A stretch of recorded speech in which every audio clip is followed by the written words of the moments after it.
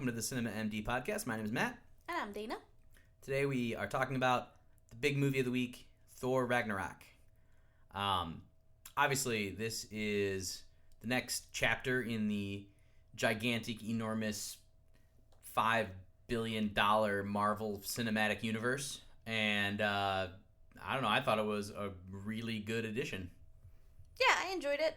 I thought upon seeing the preview many moons ago there that it was kind of doing itself a disservice by being a little spoilery in the preview.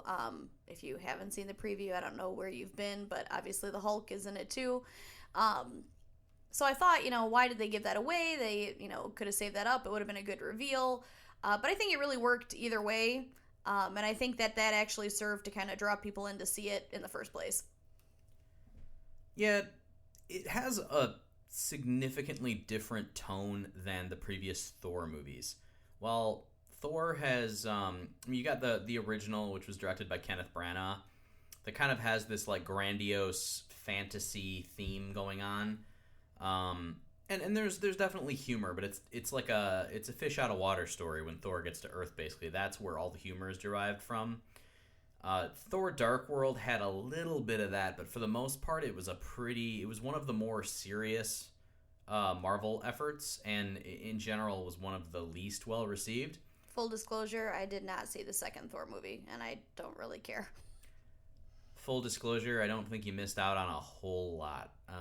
There's an item in Thor: Dark World that is an Infinity Stone, so that's cool. But yeah, not a memorable villain. There's a lot of Thor and Loki, so I mean, whatever. If you like the characters, Thor: Dark World's all right. But really, what Thor Ragnarok did was take Thor, who honestly has turned into one of the funnier elements of the Marvel Cinematic Universe in general. I mean, in the Avengers movies, he's funny. There's no other way to put it. Yeah, I mean, he definitely has kind of more of the jovial sense of humor, gets in his one-liners. I think with this movie overall, I think that people really see the success of Guardians of the Galaxy 1 and 2, and now that they are in the Marvel Universe as well, I think that people saw that you could have this really comedic superhero movie with a lot of jokes and silliness and still have it really be effective, and I think that they kind of ran with that. And yeah, I mean, to piggyback onto that sentiment, they kind of shoehorned this into being a bit of a comedy when they hired Taika Waititi as the director. I love him and his previous films, What We Do in the Shadows and Hunt for the Wilder People. I haven't seen Hunt for the Wilder People. I really want to. I've kind of had trouble finding it, to be honest with you. I want it. But anyways, What We Do in the Shadows is fantastic. It's one of my favorite movies of the last few years. And he's hilarious. So I don't want to say I was skeptical, but I figured he had to kind of take it in a different direction because he's not Kenneth Branagh. He's not fucking what's his face that directed Thor: Dark World. It was I forget who it was. It was clearly someone very important and memorable. No, it was a director that was actually what he was most known for was directing some of the more popular Game of Thrones episodes. So he was kind of again more of a like serious fantasy director, right? You've got Branagh, who's like Shakespeare, and then you had this other guy who was like Game of Thrones, and then you got Taika Waititi, who's like, New Zealand vampire mockumentary kind of Flight of the Conchords humor. Not to say that all New Zealanders have the same sense of humor, but yeah, they do.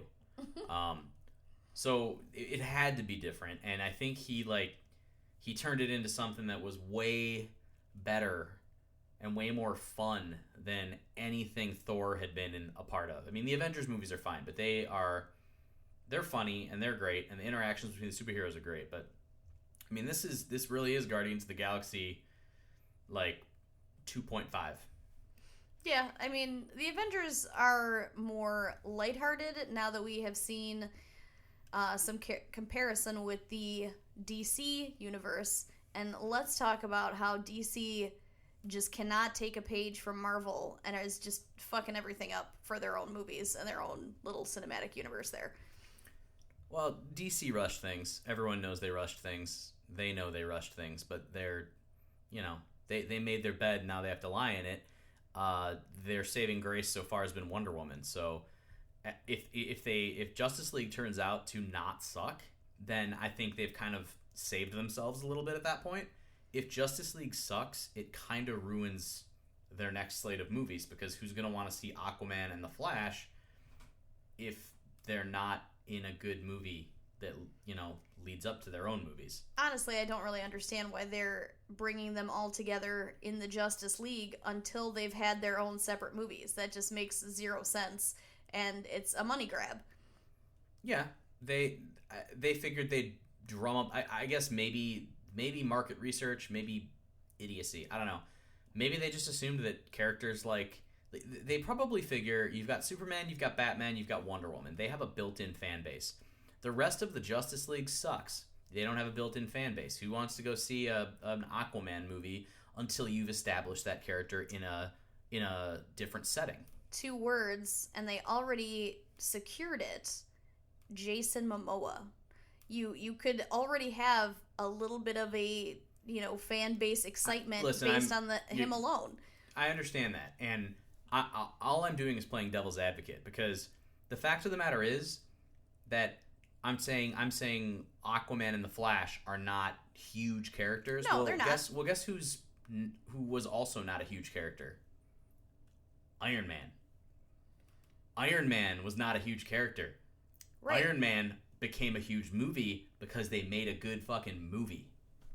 That's why Iron Man is big. He was like a second-rate Marvel superhero. I mean, he was one of the Avengers, but he wasn't one of the like iconic Avengers. For sure.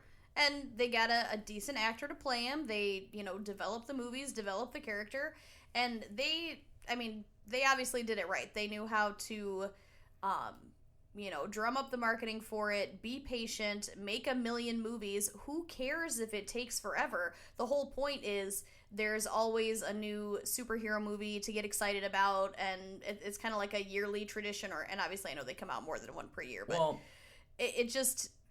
DC, come on, DC. In a lot of ways, I feel like with Marvel, they let it happen a little bit more organically. They came out with Iron Man. Now, I don't know if they... when they came out with Iron Man, I don't really know the story behind it. Did Marvel already know they were going to eventually do the Avengers, or did they basically set it up in a post-credit sequence with like this kind of hope that maybe if these movies all work out, we can do the Avengers, but if that's not the case, we only threw it in like a post-credit sequence, so we're not affecting the they're not obligated to do it at that point. Yeah, they're complete films on their own. They don't need to be a part of a bigger cinematic universe. Obviously, that's changed since then. But that's because they now have earned the right to do that. They've earned the trust of the movie-going public. You can have all these Easter eggs tied in because everybody's invested and everybody knows what they're getting into. You can't do that right off the bat, and that's what DC did, and that's why a movie like Batman versus Superman suffered. And I feel like we're getting way off track here too. It's true, but we are still reviewing Thor Ragnarok. Technically, we haven't mentioned jack shit except for it's fun and it's directed by Taika Waititi, whose name is really fun to say. So getting back to Thor, this is basically like the Thor Hulk buddy movie, which is great. It's really cool. These two characters disappeared after Avengers: Age of Ultron. This is sort of our like catching up with them kind of movie. You've got Chris Hemsworth doing his Thor thing, but I feel like the comedy aspect, he carries the movie. He's got great comedic timing. Every character does really in this movie. I mean, he's great. Loki plays a much smaller role. Tom Hiddleston, I feel like he's in the majority of the movie, but he's not like the main villain or anything like that in this one. He's a little more of a supporting character, I would say. Well, and honestly, even the quote-unquote villains aren't really that villainous, I feel like, at least some of them. I mean, you have Jeff Goldblum, who they just let him be Jeff Goldblum. And obviously, I feel like any director who's hiring him to act in their movie at this point, it is with the understanding that you're just getting Jeff Goldblum and he's gonna do his thing with the character. I just love that he was wearing flip-flops the whole time. That's just like, yeah, it was great. That little detail that did it for me, man. No, they had a lot of great little supporting characters. Tom Hiddleston's Loki's always good. Jeff Goldblum as the Grandmaster was really good. Okay, so the main villain was villainous, but I guess I was thinking of Jeff Goldblum as a minor. Yeah, the primary villain was Cate Blanchett as Hela, and she was good. She was really good. I mean, she was threatening. She, had. I feel like the way they wrote her character in was organic and made sense. Her motivations were there. It made sense as a character. She was a good villain, but, she was not the best part of the movie by a long shot. I feel like this is probably the best, other than Loki in like the original Thor, but Loki never like straight up fought Thor for the most part. Like he can't win a fight against Thor, and he knows it, which is why Loki can never be like the true big bad, even though he's always like the guy behind the scenes, right? Hela is a badass and can definitely like go toe to toe with Thor in a fight, but she's also a little too generic bad guy for me, I guess. Well, I mean, she is the goddess of death, so I mean that was sort of like her thing, was just nonstop evil all the time. Evil and destruction. So I mean, I know. I don't really know what else you do with that. Well, they also had Sartor, who's I think I'm saying that right. I'm not a comic guy. Anyways, basically a giant fire demon man. I think basically he was a fire giant. So they had the ice giants. These are the frost giants. These are the fire giants. He was like the lord of the fire giants, and he was actually really cool. I thought it was like a really good, like cool looking character. Yeah, it was well done. Obviously, these movies are chock full of CGI, but we're at a point now where CGI is pretty acceptable and it's done pretty well. Yeah, this is a very bright, colorful movie. There's a lot of really like crazy shit going on pretty much at all times. The soundtrack. Yeah, that's just what I was gonna say. It was a really cool, like kind of a synth-based soundtrack. Way to go, Mark Mothersbaugh. Yeah, Mark Mothersbaugh. He can pretty much do no wrong as far as soundtracks go. He's great. He's from Devo. Just throwing that out there. Devo's pretty cool. As far as other like actual songs that they put in the soundtrack, though, I feel like that's another page out of Guardians of the Galaxy for sure. It wasn't quite Guardians level, but really good use of Immigrant Song from Led Zeppelin on a couple occasions. Also, really, really great use of the Willy Wonka. There you go. What's the song called? Oh, see, now you looked at me and I forgot.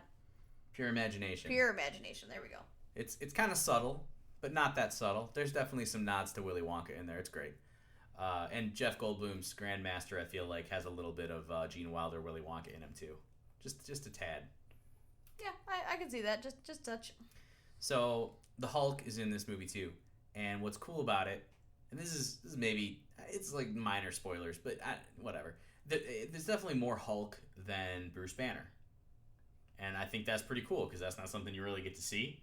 Yes. And you actually get to see the Hulk, how he's kind of developed as a separate character from Bruce Banner, if that makes sense.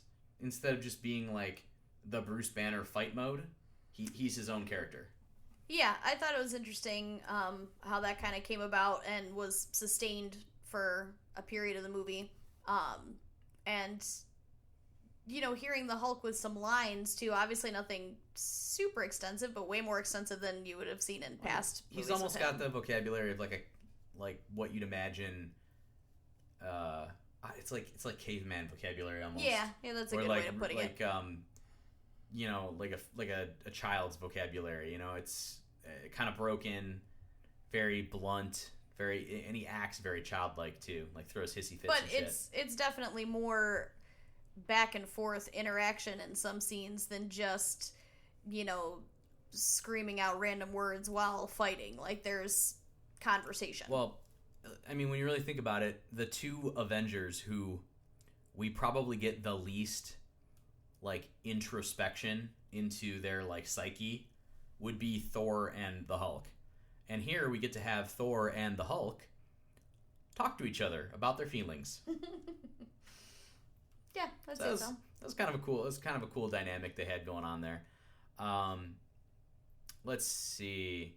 Oh, so we also have Idris Elba once again being dramatically underused.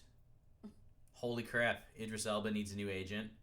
Gets him like the only decent role he's had has been in like The Dark Tower and then the greatest Hallmark movie of all time, The Mountain Between Us. Someone get that man a blockbuster movie. Yeah, like he needs help. Seriously, like he's better than that. Anyways, Heimdall's a cool character, don't get me wrong. He has a bigger role in this than he did in the other two movies. It's just not enough. Idris Elba's too cool, man. Okay.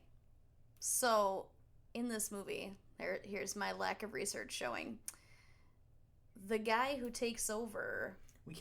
Don't spoil the cameo. There's no cameos. Oh, I thought there's some cameos in this movie. I thought she was about to spoil them. No. I'm talking about an actual character in the movie who plays a decently large role. The gatekeeper who takes over Idris Elba's general post. Who is that actor? That's all I was asking. Oh, it's Carl Urban.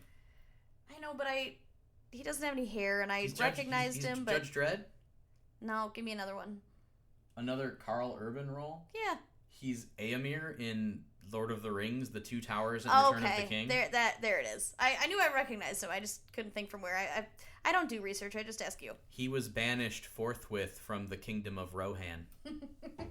Yes. Now I'm up to speed now. But he was good too. So he was in this film, and yeah, I mean he was kind of also a slightly comedic character, but took on a more serious role. He had a full arc. I thought he did really well. He was good. I mean, he was basically a comedic character for the most part, but I think most of the characters in this movie are at points. Even Hela she is makes kind of darkly too. comic. Mm-hmm. Oh, and one of the best characters was actually voiced by the director, Taika Waititi, who I'm going to say his name every time I get a chance. I was going to say, I knew you were going to wait for more opportunities to say He played a like rock creature who's one of the like gladiators that Thor runs into when he gets captured. And if you've ever heard, or I guess not heard, Taika Waititi's voice, it does not seem like one that would go with a giant, strong rock monster, which makes it amusing. No, he's basically a like soft-spoken New Zealander in the body of a towering rock golem, like Rock'em gladiator. Sock'em robot made out of stones. It's hilarious. He's probably one of the funniest parts of the movie, and he's in the movie periodically. He has let's just say he has enough lines that it's worth it. Now, I will say, from an outside perspective that I got on this movie, a friend of mine also saw this on the same day that we did, and we were chatting about it. She was not as much of a fan of the kind of silly comedy that the movie is. I think, having seen the previews with all the like super bright colors, kind of the thematic differences, and that they did give some of it away, I was going into it knowing that it was going to be more Guardians of the Galaxy type funny rather than just straight Avenger or straight superhero funny. But she wasn't into it. So, I mean, I guess take that for what it's worth going into seeing the movie. If you don't like some of the more on-the-nose humor or just kind of the general silliness, I think if you go into it knowing that, it's more enjoyable. But that was an outside, opinion. Let's talk about the inherent hypocrisy in not liking the new lighthearted Thor Ragnarok, but the same person, and I know who this is, getting nightmares from Stranger Things. Oh, no. Come on. Stranger Things is not scary. She's getting called out. She listens too, so this will be great. When she actually catches this episode, she's going to give me a bunch of shit. I guess this will be a test to see how many of our real-life friends actually listen to us. Now we'll know for sure if she does. If you would like to value the opinion on Thor Ragnarok that it is too goofy, just take it with a grain of salt, knowing that is the same person that cannot watch Stranger Things because it scares them too much and gives them nightmares. Just saying. If you're that person that Stranger Things is just too fucking scary, maybe you'll think that Thor Ragnarok is also too fucking goofy. Who knows? But just want to listen. I think it's fun to kind of. I mean, obviously, people are here, assumingly, to listen to our opinions on movies. True. But we have discussed, maybe with certain releases, getting, even like random strangers outside the theater, getting their takes on certain things, which. I have thought about this, but then I also imagine like running up to a stranger with like my portable recorder and just scaring the shit out of them. Like, who is this bearded asshole with a portable recorder? Like, first of all, it's going to look like I'm pulling a fucking gun out of my pocket. They're probably going to be petrified. Well, I don't know if you have to like get low and run up or anything. There's a method. Maybe I need like maybe we need to get like shirts or something made first. We'll get some hats and t-shirts. They know that we are Cinema MD podcast. We're doing a thing. Yeah. I'm not just like me in a hoodie. Yeah, put the hood down. I mean, like take it down a notch, I think is. By the way, there's nothing wrong with wearing a hoodie. I like wearing my hoodie. Okay, so I think we've talked about most of the aspects of this movie. Personally, if I'm gonna rank it's the best Thor movie to me, hands down. For sure.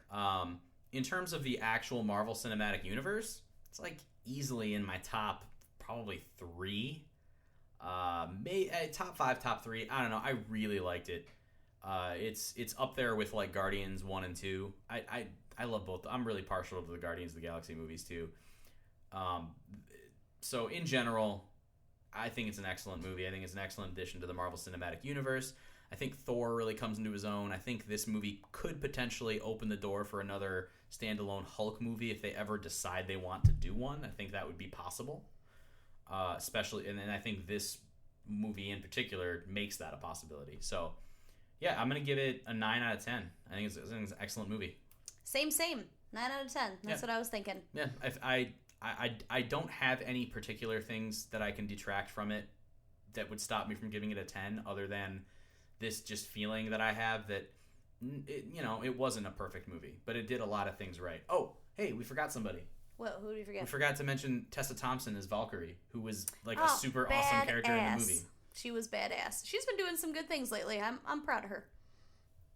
I don't... What, Westworld? She was in Westworld? I thought she was good in Westworld. Was she in Westworld? Uh-huh. Towards the end. I don't...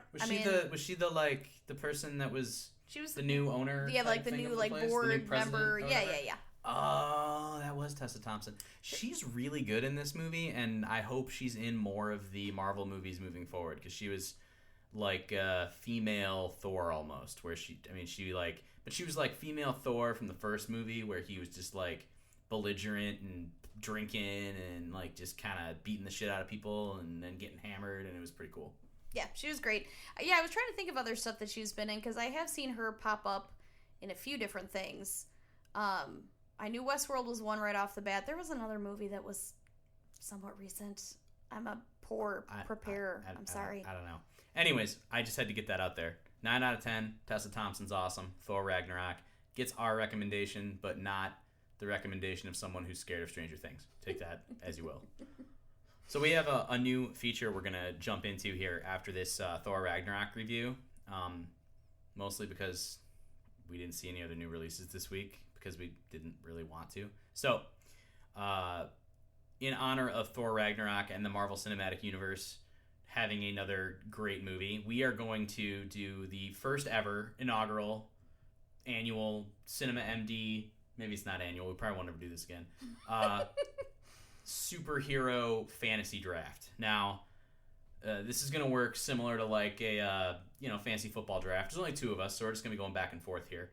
So we'll randomize who goes first, but the stipulations are basically that each version of we're picking superheroes, but not just any superheroes. These are movie versions of a superhero. So it has to be a film version.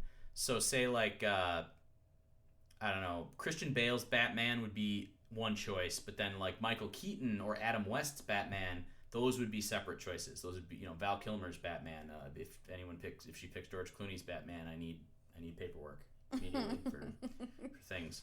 Have a little more faith than that. I do. I'm just, come on. No one likes that movie.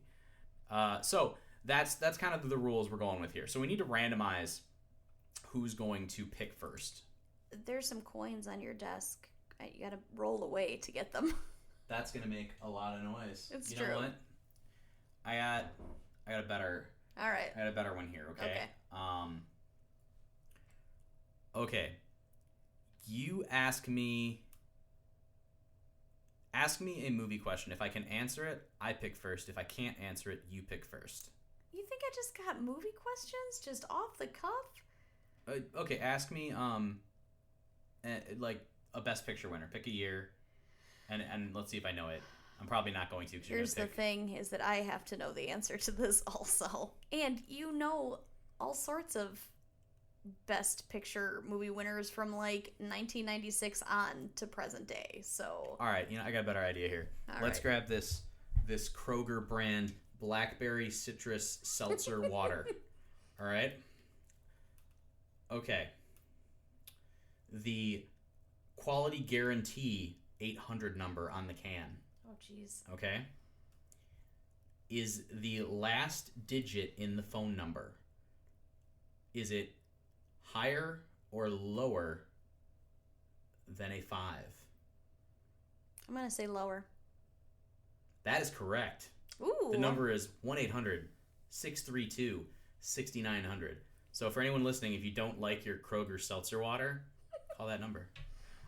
So that means that you get the first pick in the film superhero fantasy draft. By the way, we're going to do 5 picks each here. I wasn't really sure how many picks to go with, but there's a starting 5 in basketball, so this is going to be our starting 5. Okay. I had to go, maybe it's an obvious choice for me, if you know me at all, maybe not. My favorite superhero realm is the X-Men. That's not true of the movies as a whole. I pick and choose. But my first pick would be Hugh Jackman's Wolverine. I think that's, at least me speaking here, that would have been my first pick as well. So I feel like that's a no-brainer first overall pick in the superhero fantasy draft. Super badass. So great attitude. Pretty unstoppable. He's got healing abilities. My Wolverines and his subsequent team gonna kick your team's ass. All right, well, I'm gonna go back a little ways here, and I am taking Christopher Reeves as Superman because I don't like all of the new. Look at how many Superman movies there's been. There is still not a Superman movie that is as good as Richard Donner's Superman with Christopher Reeves. Superman and Superman 2 are great. Superman 4 sucks. We don't need to talk about that. Quest for Peace bullshit. But Superman 1 and 2, and to a lesser extent Superman 3, they're great movies. Superman is excellent. That theme song is just fantastic. Christopher Reeve's Superman is still, hands down, the quintessential version of the quintessential superhero. I guess. I mean, I'll give that to you. I mean, Superman is literally Superman, but I don't know. He was never my favorite. I do remember watching those movies as a kid, and they were good. The subtlety in the disguise. But yeah, I mean, sure, Superman. All right, you're back on the clock. Okay. Let's see. With the first pick in the second round. So, second round here, I have a bunch in my notes here that I'm looking at. I did actually make notes for this part. I'm going to go for jump to a more modern movie, more modern pick. I'm going to go Doctor Strange. Benedict Cumberbatch. What was I just going to say? The same thing. Benedict Cumbersnatch? Yeah, any of those, any combination of letters is fine. I mean, once you can manipulate time and physics and all sorts of things like that, I mean, that's a pretty strong power. Listen, I'm gonna be honest. I feel like this is a severe reach with the first pick in the second round here. Been in only had one film. He's only been in another one just a little bit. Thor Ragnarok, by the way, he's in there a little bit. This is a reach. I'm sorry. He may be the new big time badass Avenger at some point, but this is when people pick not. Like the up and coming rookie for their team. I don't know anything about sports. Yes, because in a normal draft, you can. This is a fantasy draft. You pick the one that's going to get you the most points right now. Listen, I'm just trying to. I had a veteran, and now I'm getting some new blood in there too. All right, so you're going. So you've got Hugh Jackman's Wolverine, and you've got Benedict Cumberbatch, Cumberbatch. Benedict. You've got Sherlock Holmes as Doctor Strange. Okay, so those are your two picks. Well, then I feel like I'm gonna go with the Marvel Cinematic Universe here as well, and I'm taking what I feel is the clear-cut, first pick from the Marvel Cinematic Universe. All right. And that is Robert Downey Jr. as Iron Man. All right. He started the whole thing. I mean, he's the guy that made the Marvel Cinematic Universe possible. He's still, probably the most popular Avenger. And that's entirely based on his performance in those movies. It has nothing to do with the actual superhero himself, because Iron Man was like I said, kind of like a forgotten Avenger. All right, I can give you that because, I feel like Iron Man and more gadgety superheroes are usually kind of dumb, but Robert Downey Jr. does have the charisma and power to pull it off. So I feel like I just made a comeback here. I feel like I don't know about that. Listen, it's tough. Hugh Jackman as Wolverine is tough to beat. It's true. Okay, my number 3 pick. As I'm looking over my list here,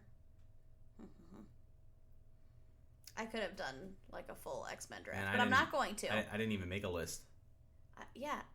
You're better prepared, less prepared. I don't know. All right, I'm getting some female power here, and I will say that normally I would go back to the X-Men, but I feel like every female X-Men character in an actual movie, not the comics, fucking sucks. So, gonna switch it up. I'm going Wonder Woman. I'm taking her. I don't know if you were going for her, but I got her. I think that she's badass. Yes, there's only been the 1.5 or whatever movies. I understand. I in this case, I think it's appropriate because Wonder Woman is a much bigger character than Doctor Strange is, in my opinion. Yeah, for sure. I know she has more of a history. I think, and I am referring to the Gal Gadot. However, is that how you say her name? Sure. Gadot. I think it is. I think it's a hard T. Hard? Isn't she French or something?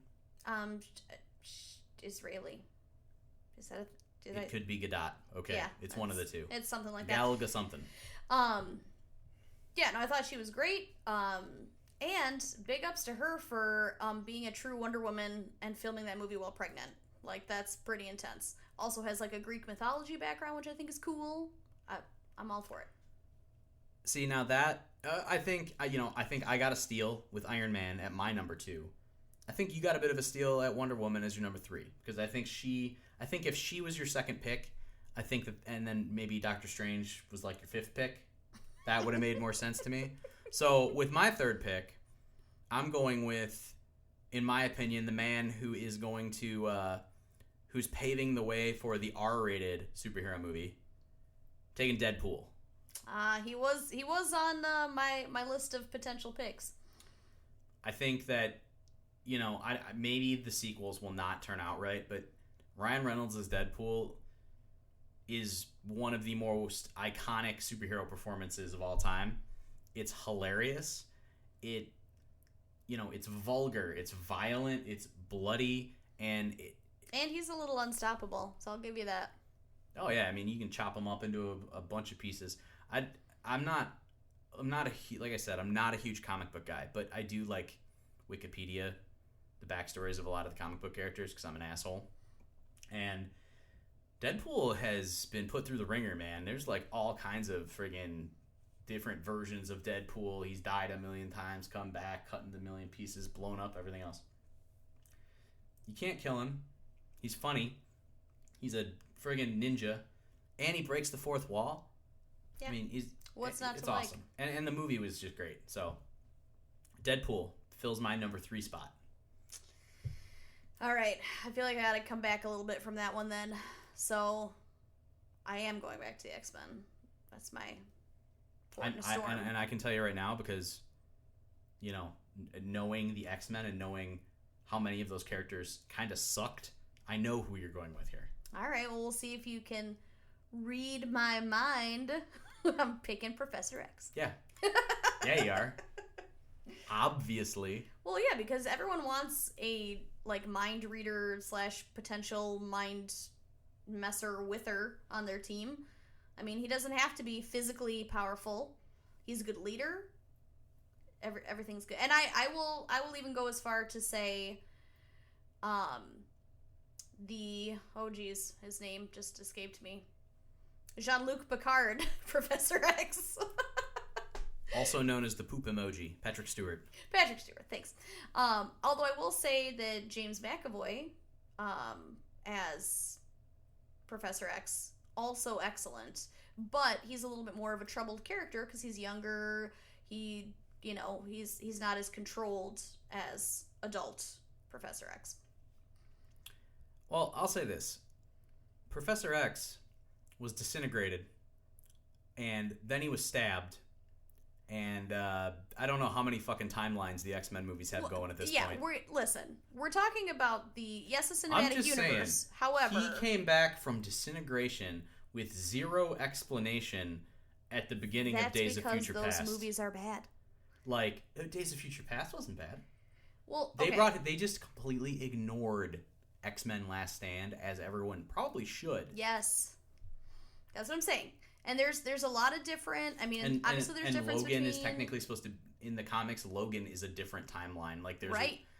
I don't even know. But anyways, yes, I approve of the Professor X pick. It's a good pick. Okay, so with the fourth pick on my team, this is actually really tough because I'm kind of bouncing between two here, and maybe it's obvious what I'm bouncing between. I'm not sure here, but I'm going to go with Christian Bale's Batman. And my real difficulty here was whether to take Christian Bale's Batman or Michael Keaton's Batman. Yeah, that's a tough call. I mean, I went with Bale's based on I guess I went based on film quality. That being said, it's not like the Tim Burton Batman movies are bad, but I don't really find Michael Keaton to be like the standout. Well, he's not the standout in any of them. Then again, Christian Bale's not the standout in those movies either. I guess I like the fact that he's in one more movie. Even though Dark Knight Rises isn't perfect, I still think it's a good movie. It was kind of a toss-up for me. I'm going to be honest. I don't have a good argument against Michael Keaton. I think they're both great. I went with Christian Bale because I think those movies are a little bit better. I think The Dark Knight would probably be considered the best superhero movie of all time, or damn near to me. And he's a part of that. So I'm going with Christian Bale's Batman as my number 4 pick. You can't really argue too much against Christian Bale in anything. I mean, he's a great actor. So I'm not going to really fight you on that. I'm not going to argue that, like, Michael Keaton is the hands-down best all-time Batman. I think that a few different Batmans have brought different things to the table. I'm not including George Clooney in that. Don't worry. But, yeah. No, I can see that. If you're going to go with a Batman, that's a good Batman. What am I on? Am I on 5 already? Is this your 5th one? What I get? I got Wolverine, Doctor Strange, Wonder Woman, Professor X. So yeah, this is my 5. This is your 5th and final pick. Okay, I'm going another newbie, but I think that she can bring some cool stuff to a team. I'm going Nebula, Guardians of the Galaxy. And I went Nebula and not Gamora, because I think that anger can be harnessed. And also, she can just pop herself back into place, which is cool. It's fun to watch every time. She's got a good backstory, like the downtrodden, tragic, orphan, abused, adoptee somehow. Yeah, no, I think she's cool. She's got all sorts of, gadgets. You can, like, replace parts of her and upgrade her if you want to. I like her. I think as a 5th pick, as like a sleeper pick, it's a good pick. Because she is kind of able to just repair herself. I mean, she just kind of pops her shit back into place. Yeah. So she's kind of unstoppable in that way. That being said, Super strength. She gets her shit beat in on the regular by her sister. Yeah, but there's like a lot of family issues going on there. I mean, that's become pretty clear. But she holds her own when she is fighting by herself against other people. Everyone's got a weakness. Superman's got kryptonite. Nebula has Gamora. I get it.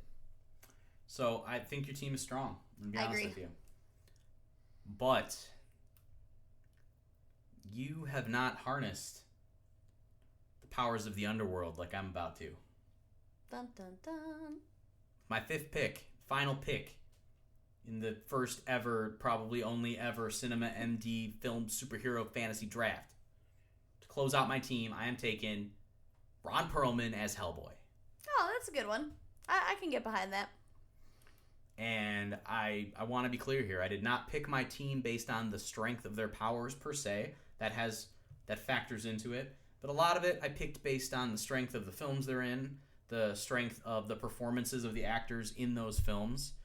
And I feel like you really can't go wrong with Ron Perlman in pretty much anything. Ron Perlman he's iconic as Hellboy. I mean, he is Hellboy. He's charismatic, he's childlike and kind of vulnerable. And he kicks all kinds of ass. He beats up monsters. And, I had to have the Guillermo del Toro superhero movie on there. As well you should. I mean, I could have picked Blade. Also, directed by Guillermo del Toro with Blade 2. But Wesley Snipes kind of sucks. And Blade 3 not really is a superhero either. I would not say that he's really like a superhero. He's a Marvel superhero. Blade? Blade is a Marvel superhero. Really? Yes. Oh, shit. Okay. Well, I don't know. He's not superhero-y. He teams up with Spider-Man. It's not enough for me. Okay, and Blade 3 sucks, which brought him down a notch. Blade 2 is good. Blade 1 is so-so. Blade 3 is really fucking bad. So, yeah. I guess let's do a quick recap here. Okay. So you guys can, please comment and friggin' vote on these teams. Let's see who actually won this draft. Yeah. In the opinion of the listeners here.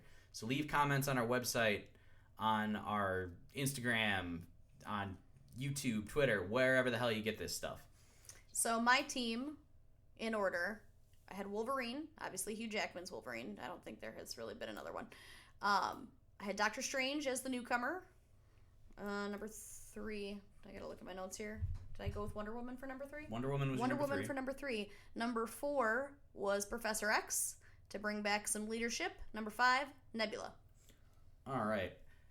And I went with Christopher Reeves as Superman, Robert Downey Jr. as Iron Man. What the hell else did I pick? Oh, there we go. Christian Bale as Batman. Mm-hmm. Ryan Reynolds as Deadpool. And to close it out, I went with Ron Perlman as Hellboy.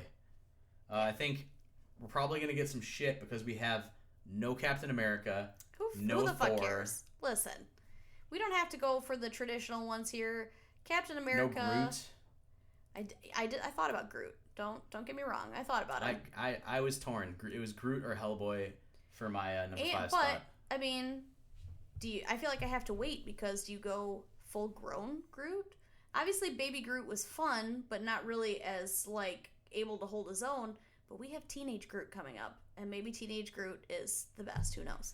Now I gotta say, if we're just talking like what team would win in a fight, I think you got me. Agreed. Because you got like the psychic, the wizard. Now I do have the trump card, which is Superman, and in particular the version of Superman that spun around the world and turned back time. I know Doctor Strange can turn back time. That took a lot of effort, though. Doctor Strange is like, waving his fingers around now. He's Listen, he's playing with powers he does not truly understand. It remains to be seen. So, those are our fantasy teams, and that will do it for this episode. So, as always, follow us on iTunes. You're subscribed to us on iTunes. Follow us on Twitter and Instagram. Whatever you want. Yeah, subscribe on iTunes, YouTube. We're on Stitcher Radio, TuneIn Radio.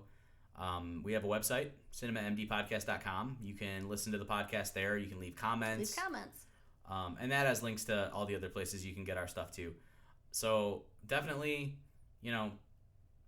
leave us some commentary on this. I want to know who won this draft. I think I did based on the iconic and Clear winner over here. Listen, I picked iconic Clear performances, winner. iconic characters, better movies. Yeah, that's fine and all, but my characters kick more ass than your characters.